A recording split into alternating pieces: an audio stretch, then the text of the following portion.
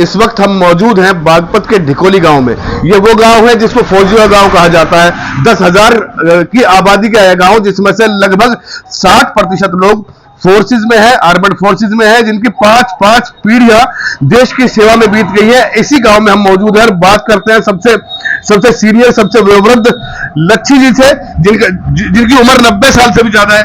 बाबू जी नमस्कार। नमस्कार जी। बाबू जी क्या नाम है आपका? नायब सूबेदार लच्छी राम। लच्छी राम जी कितनी उम्र है आपकी? मेरी 90 चल रही है जी। अच्छा, कितनी लड़ाई लड़ी है आपने? 3 लड़ाई लड़ी है। 61, 62, 65। अच्छा, अभी फिलहाल युद्ध की स्थिति में है देश पाकिस्तान से, तो पाकिस्तान की लड़के के साथ भी लड़ाई लड़ी आपने। तो क्या लगता है अब क्या होगा? अब जो है ना, हम हारने वाले नहीं है। अब तो हम जीत ही के आगे चलेंगे। तो कितनी पीढ़ियां आपकी हैं जो देश की सेवा कर रही है? 5 से। कौन कौन है? मेरे पिताजी, मैं, मेरा लड़का, मेरा पोता। इसके अलावा आजाद हिंद फौज में भी आपके परिवार? हाँ, भाई था, वो मर चुका है, उसके बारे में तो मैं कह नहीं सकता कुछ भी। अच्छा, आज अगर युवाओं को प्रशिक्षण देने की बात आई तो क्या दमखम है? अभी दम है। जब प्रशिक्षण देना है तो जैसा हमारा एक सैनिक भवन है बनाया हुआ, हमने सैनिक बनाया हुआ है, इसके अंदर आएंगे, टाइम दिया जाएगा, उनको हथियार खोलना, बांधना, सिखाना हमारा काम है। और अगर आपको जरूरत पड़ी सीमा पे जाने की तो हथियार उठाओगे? हथियार उठाना पड़ेगा। क्यों? और नवावर्तित पेंशन किस लिए दे रहे हैं? इनकार नहीं कर सकते। क्योंकि झंडे के नीचे हमने कसम खाई है कि हम आगे लड़ने के लिए तैयार हैं, पीछे हटने के लिए तैयार नहीं है। तो 3 पीढ़ियों का जो परिवार है, 5 पीढ़ियों का परिवार जो है फौजियों का, तो आपको अब फिलहाल भारत कितना मजबूत लगता है? अब तो जमीन आसमान का फर्क हो चुका है। पहले को आपको तो सन 55 और कहाँ 25, जमीन आसमान का फर्क है।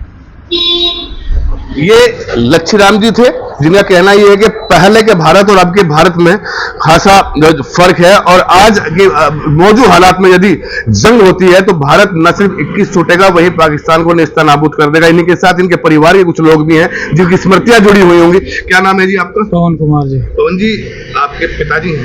हाँ जी। आपकी 5 पीढ़ियां हैं। हाँ जी। देश की सेवा में कैसा लग रहा है?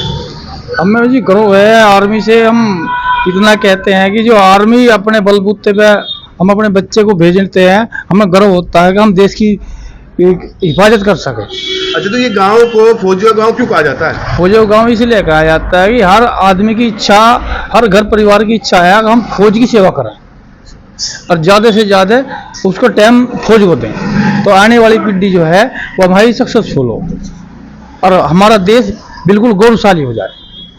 देश के गौरव को बढ़ाने के लिए एक और हमारे साथ, आपका नाम? जी, लाखन आर्य।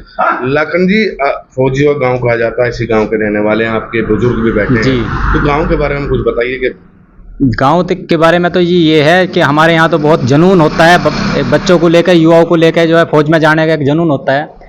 और एक आपने देखा होगा, हमारी जो है फौजियों का गांव है हमारा यहाँ।